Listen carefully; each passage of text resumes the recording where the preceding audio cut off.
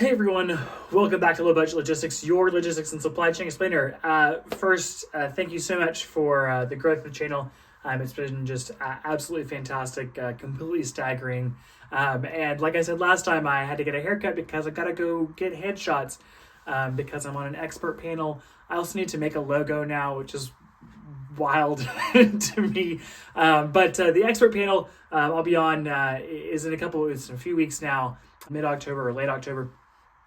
So look for that announcement to come in the future.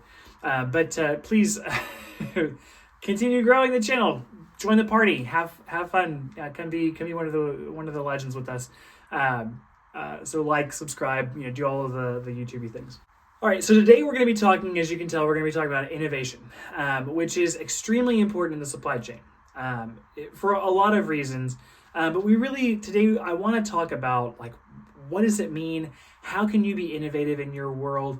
And really there's lots of ways to be innovative, but we'll kind of get to that. All right, so the first step to innovating and to making your supply chain function better is to know what you have. And knowing what you have means a lot of things. And there's a lot of kind of detail in that.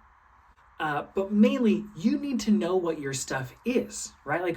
What are you selling? What are you trying to ship? What makes it unique? What makes your products different than someone else's products? And why? Why do you ship it that way? You need to know about your box design. You need to know about what packaging are you shipping things in, because the way that you might ship, say, an envelope is going to be very different than the way you ship a box. And then different sizes of boxes and different kind of widths and lengths and all of that stuff will make a difference in the actual pricing of your shipment. And if you have, there's ways to have the exact same cubic volume, but have a lower price if you change up the width or length or height or something of your boxes. There's ways to actually lower your prices if you just kind of think about what you're trying to do maybe a little bit differently. So you need to know what your stuff is and what makes you unique. Then you need to know what makes your stuff not unique. What other things are shipping just like your stuff, right? Are you shipping parcel? Are you shipping freight? Are you shipping LTL? All of that information you need to know, because shipping, I could be in a typical e-commerce world, and I've been there, where I'm shipping 99% of my volume is going to go domestic parcel, at least outbound. And then go to a different company, and I'm shipping couches that are 99% are going to be shipping on freight LTL. And they're going to be different in a lot of ways, but they're going to be the same in other ways, because it's still going to go to a customer. They're going to have some sort of reaction and experience to how I've shipped it to them. So there's a lot of things that might make your product unique, and there's a lot of things that might make it the exact same as other products. And you need to know that. You need to be aware of how your volume is going to flow into the existing logistics networks. Because let me tell you, if you try and buck the system and go against the stream, you're going to have a hard time unless you're a huge player like Amazon who can just dictate the market. You're going to have a hard time. And so you really need to learn how to take what you have, what is unique about it, and plug it into those existing logistics networks and logistics streams to get the sort of best benefit for you. So in that world, you need to understand what's the best way to ship your stuff. You may exist in kind of a gray area where some of your volume might be able to go LTL, some of it might go parcel. This would be if you're shipping to shipping bigger products, maybe you have a large order that needs to go LTL. Or if you're, like I said, a traditionally e-commerce company, you're going to just do most everything parcel because most people don't have docks at their house where they can receive product. But you might be in a situation where you're selling to both e-commerce and you're selling to wholesalers, and they do have docks and they do expect you to be shipping LTL. So you need to understand what's the best way to ship each order type and what that might look like, and have a solution for each of those things. Next, that's extremely, extremely important, is that you need to know what infrastructure you have available to you right now. And infrastructure can look like a lot of different things. It can look like, what is your warehouse? What is your racks? What are your pick faces? These are all very technical terms. Or like, what software do I have and what is it capable of doing? Now we'll get into that in another video, but you need to know what you have right now, because that's going to be important, because you cannot innovate unless you know all of those things. What makes your product unique? What makes it just like everything else? What's the best way to ship? What's the best way to store? And then what infrastructure do you have around you? You need to know all of those things before you can even start to innovate off of that existing structure. Now, kind of the next step in innovation is knowing what you don't have. You need to start, after you know what you got to know what you don't have and what you need, right, within that thing that you don't have. Because there's a lot of stuff that you don't have, and there's a lot of stuff that you'll never have, because investment is kind of finite, especially in the logistics world, especially in supply chain. You're never going to have everything that you may want, but you might have everything that you need.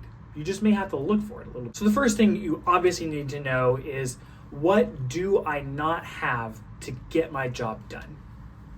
Very, like, absolute base. Where am I not able to do the job that I've been required to do? And go and do that thing. Go and source a solution. That will be your number one priority, is getting the things. Maybe it's infrastructure, maybe it's a piece of software, maybe it's a computer. Something very simple. Where do I not have the things that I need? Go get those things first. That's step one, innovation. Step two is looking and saying, okay, where do I have some visibility gaps, where I may not be able to see different pieces of the process that I may need to see. So let's assume that you've got everything that you need, or you've got your computer. Now you need to go, okay, where can I not see? Right? Where are the shadowlands that I should not go? You need to find those next, because that will be a key step in innovating on your supply chain. Because those are the places where they're going to be rife for improvement. They're going to be rife for great new ideas and new processes, new challenges, but new processes as well. All right, so once you've kind of found your visibility, you need to look and see where you might have some recording gaps, because those two things are surprisingly different, right? Visibility is like, what can I not see?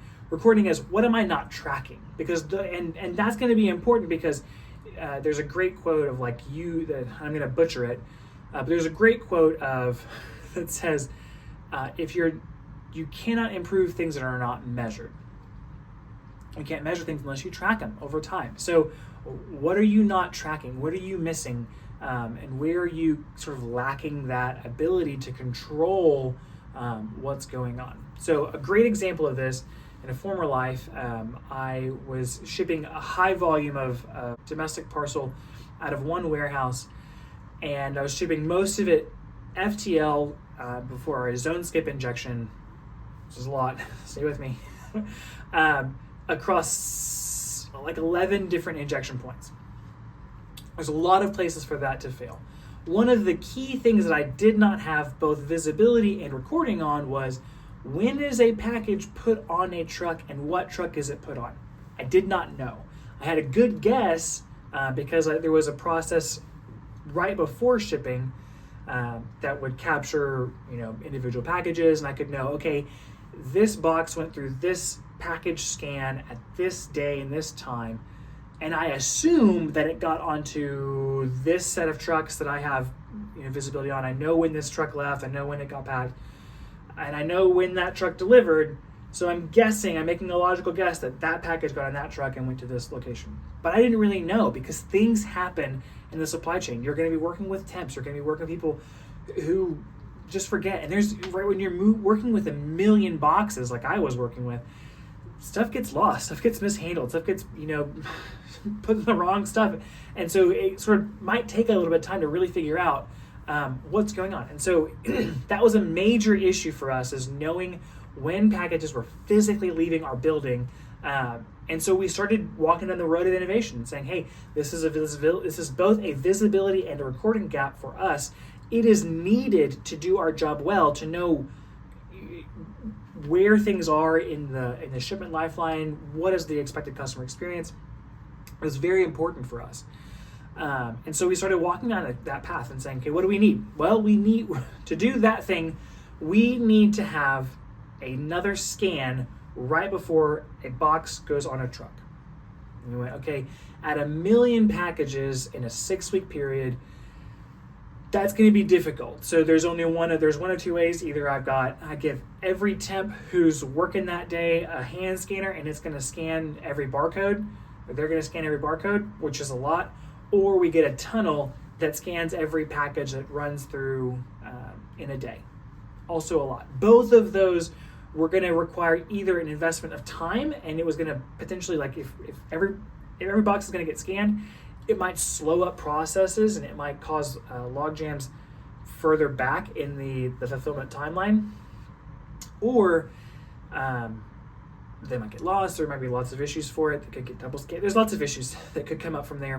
Or if we got the scanning tunnel, well, there could be other issues there because they're expensive. And what was the real return on that, right? What does a customer's experience look like? And at that point, we were kind of going, well, the cost to remake it, reship it is not a whole lot. We may redo maybe 1,000. Each box maybe costs $10, so maybe that's $10,000 in a season. A new tunnel is going to cost us $200,000. Well, maybe it's not worth it. So those are times when you may walk all of those steps down, and then it still may come out like that. It's just not worth it for us. And that's important to know as well, as when innovation has to be worth the return on the investment, whatever that is. So we'll kind of leave it there. We've got 2 more videos coming up later this week. We'll kind of dig a bit more into different ways of innovating. But at least I want to kind of give you the building blocks to start innovating. And if you're watching this, this is how I at least come into a supply chain, is just to understand what's going on. Where do I see things that are missing, and how do I fill in those gaps as necessary? So all that being said, thank you so much for watching. Please like, subscribe, comment if you have a great idea. And thanks. Have a great day.